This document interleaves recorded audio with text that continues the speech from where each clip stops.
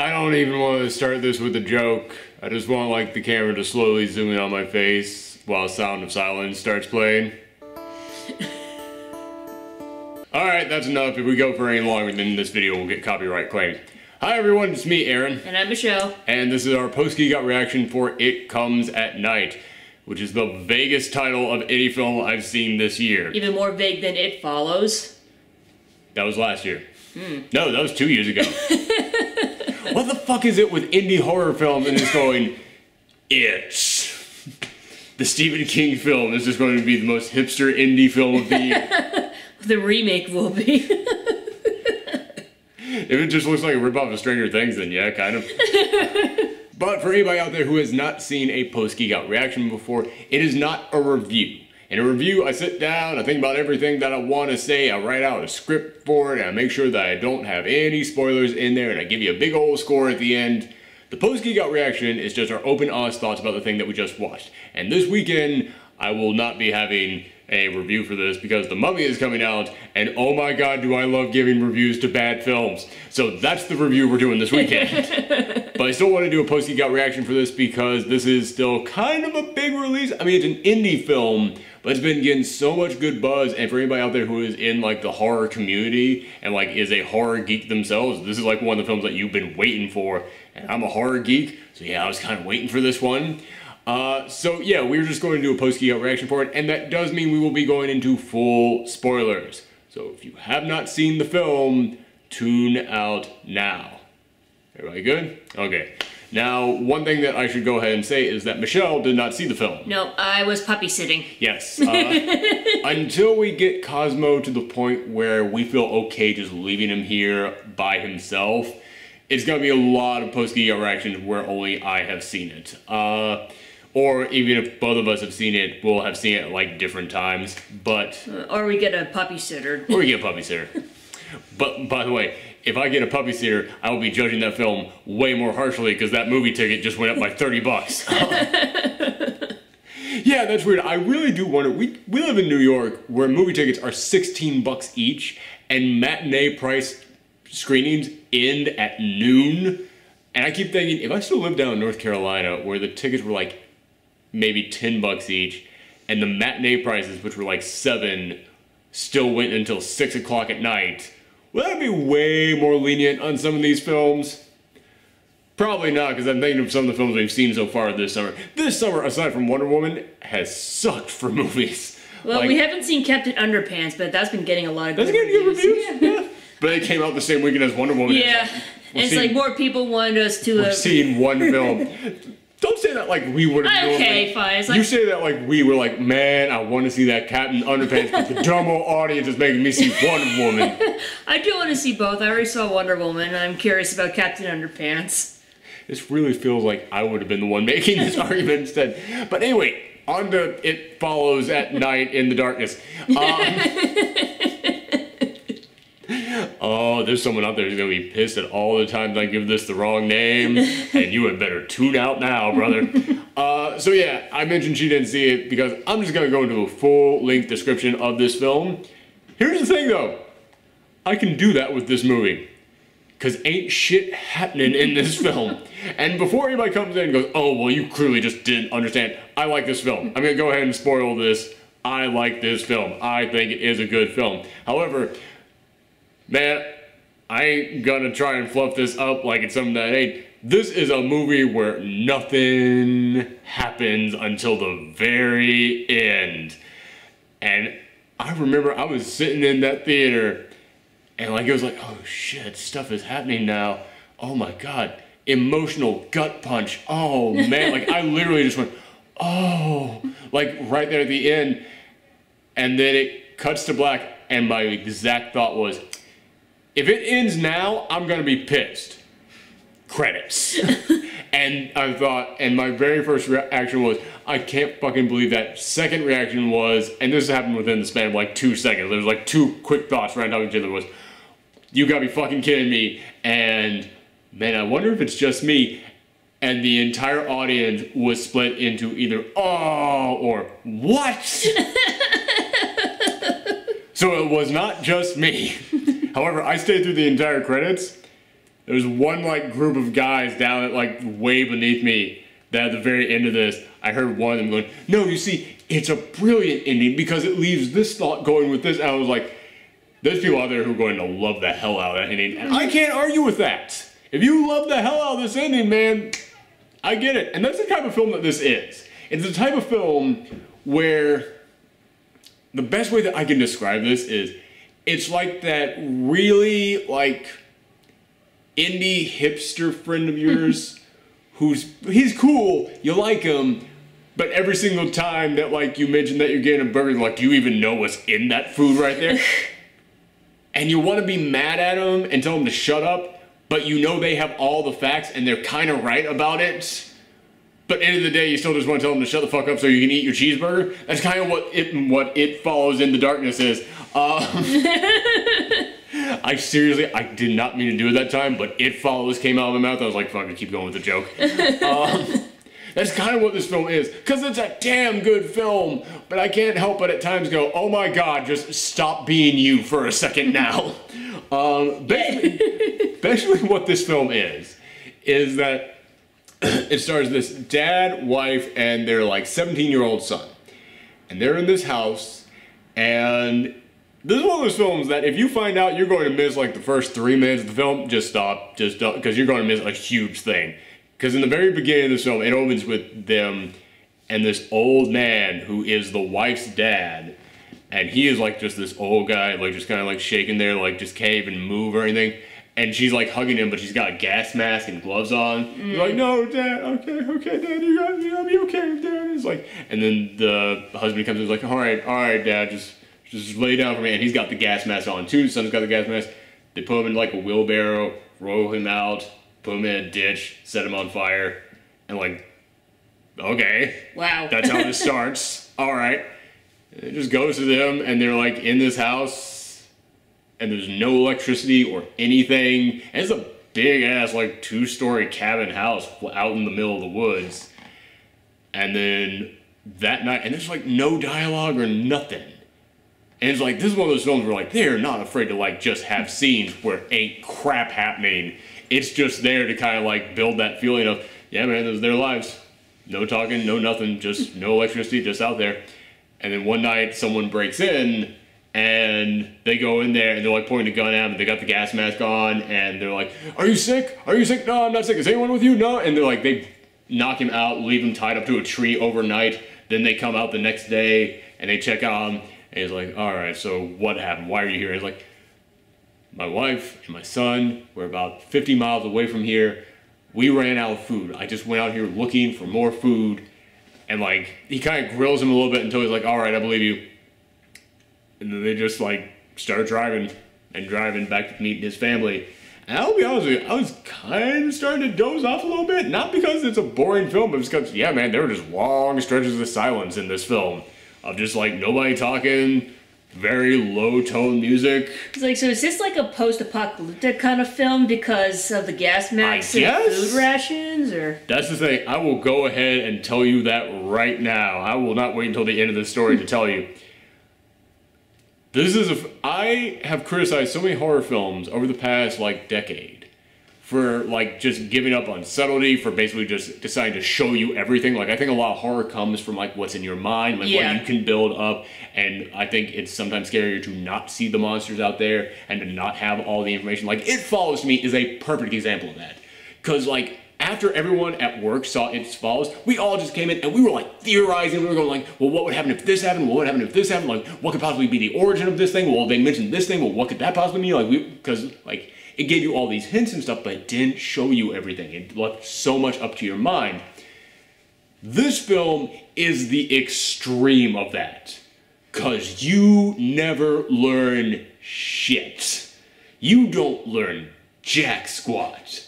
You don't learn what this sickness is that's going around. You don't know what it does to you. You don't know, like, how is it contagious? You can kind of tell that it's like can be caught by skin contact, but that's all you really get. All we know is that it comes at night. No. Because the other thing is like, basically what ends up happening is they eventually get, the dad returns, and he's now got this stranger and his wife and their, like, 5-year-old kid, and he's like breaking down the rules for them when they come in. It's like, okay, so you're gonna live here, you're gonna work with us on the farm and everything. We have only 2 meals a day to try and ration things out. We do this in the morning, we do that in the night. There's only one way in and out of the house. It's the big red door. I'm the only one with keys to it. No other way of getting inside. We do not go out at night. No matter what, unless it is an absolute emergency, nobody leaves after dark. And they're like, yeah, okay, totally makes sense. They never tell you why they don't go out after dark. They don't tell you if what's out there after dark is connected to the sickness. You never see anything out there. But they have a dog, and it was the grandpa's dog. And there's one moment in which the dog just goes nuts and just starts barking. And it's in the middle of the day.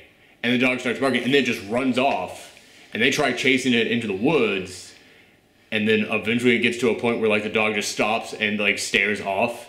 And he's like, I don't know what's happening. It just stopped way out there. He's just staring at something. And then they turn back, and the dog is now gone. And they, like, just kind of, like, wait to see. And, like, a day passes, and the dog doesn't return. And then the night after that, they go and they hear something in the house. And this is something I'll say about this film. This film raises tension incredibly well. Like, anytime that it's during the day and they're just out there, like, on the farm, just, like, bonding with each other, it's important because you can see them connecting with each other, but it's boring as fudge. Because ain't nothing happening. And it's not like really you're getting, like, good dialogue between them during the day. It's literally just, all right, well, this is how you chop wood. All right, it's like, it's literally just there to show you them bonding. But I mean, there's no real, like, interesting dialogue or anything. And the reason why is because they don't want you to know squat about this world. And if you had them just talking enough, you'd start to learn stuff about this world. The only time that you get, like, any information on any of these characters is there was one night in which the dad and the dad from the second family that joins, they're just kind of sitting and talking. And he's like, so what did you used to do? And he goes, a little bit of everything, construction, demolitions. Like, well, what did you used to do? I was a history teacher. It's like, oh, yeah, okay, that's cool. That's literally all the backstory you get. Like, so clearly something happened. Mm-hmm. Clearly something happened, but you don't know what it was. You don't know when it happened, because that's one thing that I kept wondering is, like, so does this something that, like, just happened, like, a year ago? Did that 5-year-old kid, was that 5-year-old kid even born before all this craziness happened? Is this something that's been going on for, like, a month, and, like, everything's just escalated that quickly? Like, you get no information on any of that. Like, that is the closest you get to backstory on what has happened in this world. There was a world before this happened. That's all you know. But yeah, then there's this night in which there's, like, something's in the house. Like, there's just a big, like, you hear it, and, like, it's frightening as shit, because at night, the only light in this entire house is, like, people holding lanterns. So, I mean, that is, like, terrifying, because this is a big, like, winding house, and they're just walking around. It's like the freaking Spencer Mansion. Like, I know that whoever directed this would never, ever do this, but all I could think while watching this was, God, this guy would make a great Resident Evil film. Like, they could make the hell out of that Resident Evil reboot. Did you see, by the way, sorry to get off topic real quick, did you see that news story about that medical facility in South Korea? Oh, no, I didn't. There's a medical facility in South Korea that just opened up. Their logo is the Umbrella Corporation. Oh, boy. And it was, I seriously saw that. I was like, this is some weird, like, Capcom is doing some weird, like, crazy marketing scheme where this is a fake news story. Nope. It's an actual medical facility, and they just happen to, by sheer coincidence, design their logo to be the Umbrella Corporation. And it's exact. Like, look this up, people. It is 100% not even close to being, like, not it. Like, whoever made this, all I can think is that they must have seen the Umbrella logo years ago and forgot about it. And then when it was time for them to design this, it was like, huh. I just had this idea for something. I was like, sorry. I've been meaning to talk about that forever, because it's just like, how did this, what? I think people would be, like, way too afraid to even go there. Oh yeah, that's why I was like, this has to be, like, some weird marketing scheme by them, because, like, it's not like you pick, like, a hot dog factory for this logo or anything. You literally picked the thing that Umbrella was in the game. Umbrella hot dogs. That's a... Yeah, it's not like it was like Umbrella brand logging company or something like that. It's like, no, it was a pharmaceutical company in the game. You picked it for a medical research facility. What? But yeah, so that guy got fired, and he's never making logos again. But yeah, so something's going on in the house. They go to it. They go into the big one red door. That one big red door gets terrifying. Because like, what the fuck is on the other side of that door? Like, that door is the only way out into the darkness. They go there. The dog is there after being gone for 2 days. It's dead. It's got like some giant gash on its stomach. And it's like, so are there monsters out there? Is it, what? Is it like, I mean, as I said, I applaud a film for not being willing to tell you everything. But it's kind of frustrating how little they tell you in this. Because like I said, you don't know what the virus is. The best guess you get at what the virus is that the son keeps having nightmares. And like one nightmare, he's there in his bed and he sees like black blood start to come out of his lips. And he looks at him and then he looks up and he sees the grandpa sitting across from him with totally black eyes and black blood all over his face. And then he looks back at his hands and now he's covered in hives. Is freaking out, and like I'm freaked out at that too. Like when this thing actually wants to be scary, it's horrifying. But there's only like 5 times in this film in which it goes, now comes the scare. The rest of it is set up for the scares, and it's like that's a whole lot of setup for very few scares. But they do work, and the setup is very well done. Just, there comes a point some of these times in which it's like, okay, it's not like tension can just continuously rise. Eventually tension will peak and I will start to get numb to it and then it will start to dip back down and it's like, okay, you need to give me more scares in here for the amount of tension and buildup that you're creating so that I don't get numb to it. Because when you get freaked out at a scare, that's all the tension that's been building up getting released and then your tension can get built back up again. Same thing goes for like putting a joke. Like, a lot of times they'll put jokes in horror films just so that way you can release all those built-up feelings in one way or another. This one, the tension kept building so much, and it would be so long until another scare that eventually I'd be like, all right, I'm getting a little bit numb to this. But as I said, whenever it actually does want to get scary, it's freaking scary, because when he was looking at all those hives, I was terrified, but then he wakes up again and like the hives are gone and he's fine.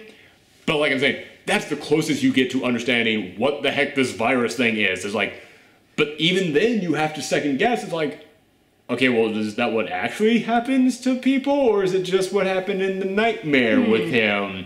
So it's like, and there's like 2 other kind of hints in here. This thing like opens up when you're exploring the house.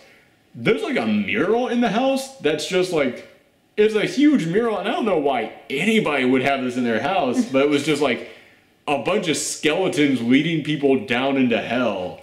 And like it literally, we've been watching Attack on Titan season 2. It looks like that shit that you see during the ending credits. Like of all those demons like eating people and stuff. Just like, yeah, why the fuck would you have that in your house? It's like right next to the photos of your family. Like why? And like, but all I could think was maybe that's a thing. Like maybe the apocalypse did happen. Because I mean, hey, plagues. That's one of the 4 horsemen. But there's another thing. The son likes to draw, and there's a moment in which he's drawing like the trees in the forest. And the forest, you guys know me, forest scared the crap out of me. The woods at night is terrifying to me. And whenever you see the woods at night in this film, it's fucking terrifying. But there's a moment when he's drawing it, and then you can see like weird shapes with eyes in them in the background in what he's drawing. So I'm like, okay, again, is that like an actual monster? Or is that like the infected people? Like, it's so...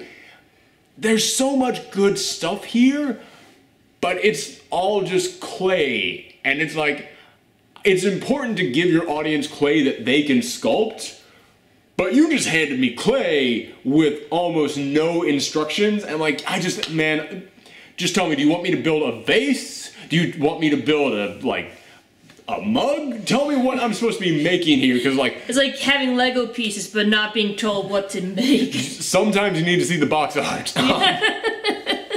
It's like, don't get me wrong, it's important to have the Legos so you can just be creative, but it's like, you're giving me Legos and telling me to sculpt you're specifically telling me to sculpt a thing, but then not telling me what the thing is, and like, I just need a hint, man. I just need just a slight fucking hint, like, because that's the thing that I kept wondering.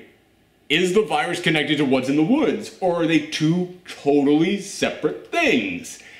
And yeah, it's like, again, it would not bug me so much if it weren't for the fact that there's so much in this film that they don't reveal. And again, I applaud a film for being willing to do that.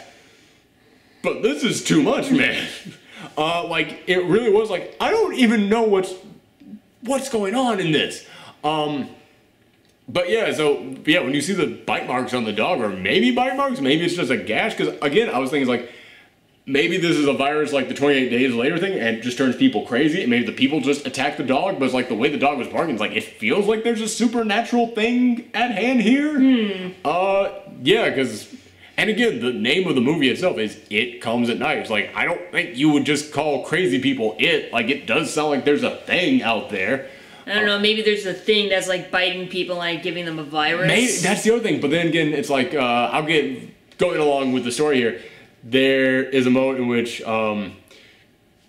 excuse me, I just ate a handful of M&M's right before doing this. I just have black blood start coming out of me. It's like, no, just chocolate, just chocolate, just chocolate, everybody. I will also say, by the way, the kid playing the 17-year-old son, pretty darn good in this film.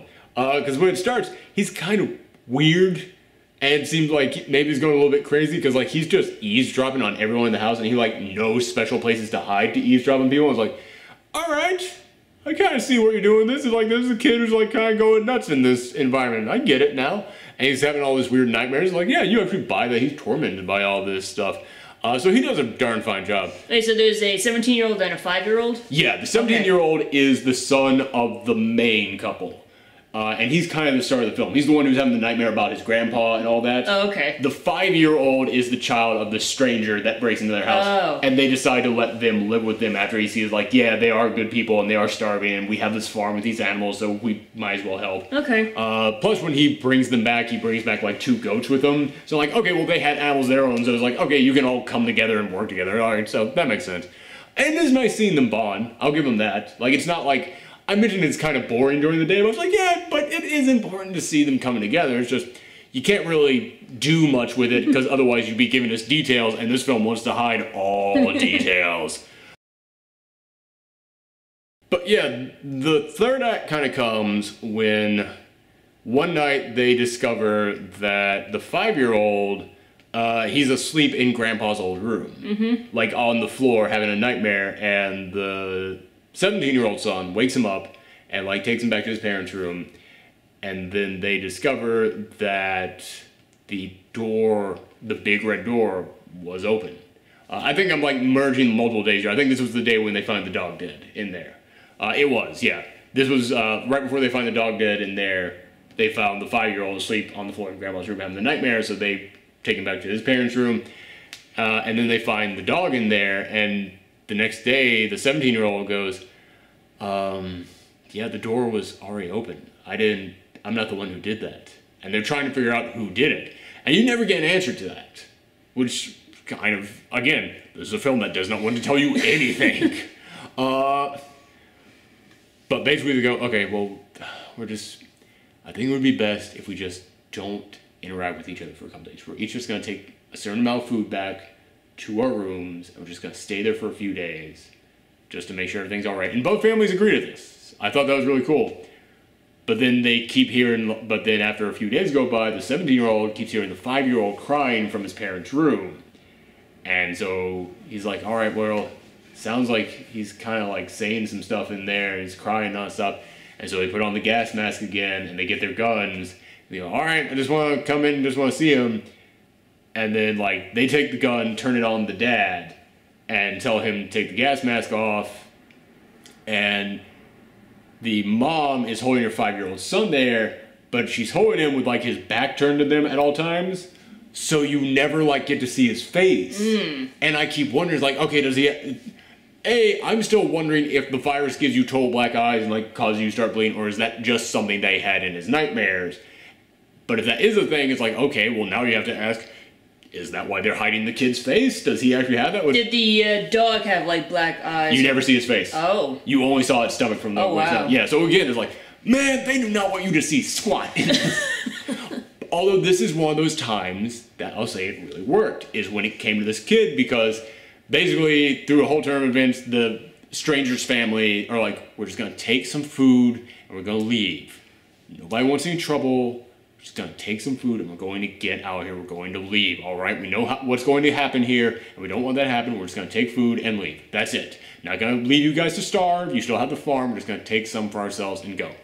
And then they're like struggling to get out of there, and they get into a little bit of a fight on the way out, and then like they get out of the house, and like the stranger's dad starts beating up the main dad, and then the wife, the protagonist's wife, shoots the stranger dad in the back and like takes him to the ground, and then the mom, the stranger mom, and her 5-year-old start running off, and the protagonist's dad is trying to tell them to stop, and then he takes out the gun and shoots, and the mom drops, and then the mom starts screaming out, "You killed my child!" And it's like, he didn't hit the mom, he hit the kid, like square in the face, and you never see the kid, so you never know was the kid actually infected or not. Like, okay, that's a good example of not giving us anything. That's like one of those open-ended questions that's like, man, that is something that will really like play on your mind, really make you think. So that one was done well. I did not need that. That question is perfect to raise in my head. But then they ended up shooting the mom as well, and they burned the whole family. And the son, the 17-year-old son, who's been kind of the protagonist, he starts freaking out, and he kind of like, he almost starts like dry heaving, which this is the most believable dry heaving I've ever seen in a film. It almost made me do it. Yeah, it got real gross there. But then like it kind of cuts to like the next day, and the mom is over him. It's like, "It's okay, son. It's okay. It's okay." And then you see his face, but you only see like this much of his face, and he's got the little boils all over his face. No. And I was like, and that was the gut punch. That was the moment which I was like, oh, no. So it's like, oh, so maybe the kid was sick because he grabbed his hand and led him back into his parents' room. So I was like, oh, so that he would be sick. Oh my goodness. But then I started thinking about it. It's like, he's been having these nightmares about himself being sick throughout this entire film. Maybe it just takes a long time for it to happen. Maybe he got the 5-year-old sick in the first place when he touched his hand. So it's like, again, I don't need answers on that one. That's a good one to raise in my mind. But it was a gut punch of, oh my goodness, it happened. This thing's been having the nightmares about this whole time. It happened. And then and then it cuts to the dad and the mom at the dinner table, like kind of like trying not to cry as they're just sitting there in silence. Cuts to black. And I went, if it ends right now, I'm going to be super pissed. Credits. And I went, okay, before anybody comes in and goes, why do you have a problem with that ending? I think that's a great ending. In fact, someone on Twitter actually told me it was a great emotional gut punch to end that way. And as I said, the guy in the audience was like, no, that's the perfect way, because now you don't know what they do. You don't know, like, what are they going to deal with? Are they sick themselves? They just killed these parents who were trying to protect their sick child. Do they now try and protect their sick child, or they have to, like, follow what they did? It's like, yes, it is the perfect question to raise there at the end. I agree. That is actually a great way to end this film. It's just that stuff didn't really happen in this film until right then. So you felt like it's like too little too late? You owe me a Diet Coke film. Oh, I love the cinema snob. Okay. Yeah, kind of. It's like I said, you can't just have nothing but setup, because then eventually it just kind of like tips off. But the setup is so damn good in this film. Like I said, anytime that they were just walking around in those woods at night, like there was a dream sequence this guy has, in which the teenager has, in which he's like chasing out into the woods trying to find his dog. It's at night. It's just the big trees around him. He's got just a flashlight. It's just, that's all of his light and everything. That looked terrifying. Anytime that he's walking around the house at night, like anytime the camera just slowly go down the hallway, it was gorgeous. And like, it gets you so tense. But then it just keeps going and going and going. And then, like I said, there's really only like 5 scares in this hour-and-a-half long film. And those 5 scares are good. But it's like, again, it's pretty much just, hey, these people moving to the house with us. We're all just kind of chilling. Oh my God, what happened to the dog? Okay, well, we'll just separate for now. Stuff finally happens. Credits. And I was like, It was one of those things where it was like, nah, brother, you needed to have way more happen throughout this film. Maybe not way more. Because again, I understand what they're going for. Just a little bit more. A little bit more. Yeah, just like, man, instead of 5 scares, 8. Just throwing that number out there at random. But also, it's just like, yeah, man, nothing really happens aside from we get this family to move in with us. Then at the end, stuff starts happening. And it's like, I feel like the dog dying was the start of Act 3. I feel like the dog dying should have been the middle point of this film. Then you have just a lot more tension rising, and then like maybe then like them deciding to go to their separate rooms is the start of like that's the start of Act 3, and then you have like an extra like 10 minutes in there of like the tension building between the families that are, you know, maybe the families trying to like work together again, come back out. Like basically I just need more to happen in this film. And I'm not saying what's in here is bad. I think what's in here is really damn good. It's just, yeah, man, it's a lot of nothing happening except for just building tension. And it's like, I kind of have to applaud this film. Like, this is a bold-ass film.